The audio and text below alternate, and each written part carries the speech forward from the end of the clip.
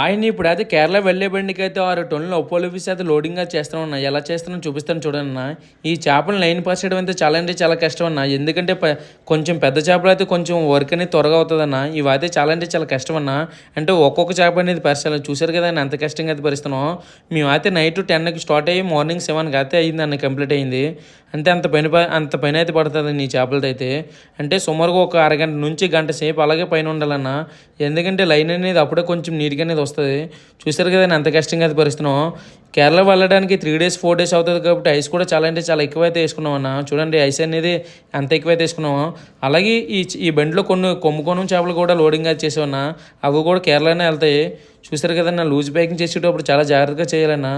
ఈ చేపలు కూడా కేరళలోనే ఎక్కువగా తింటారన్న. చూడండి ఈ చేపలు అయితే ఇంగ్లీష్లో బ్లాక్ మెరైన్ ఫిష్ కూడా అంటారు. చూడండి లాస్ట్గా అయితే లైన్ అనేది ఇలా వేసుకున్నామన్నా. మన వీడియో మీకు ఎలా అనిపించిందో ఒక కామెంట్ అయితే చేయండి అన్న. సరే మీరు ఉంటాను.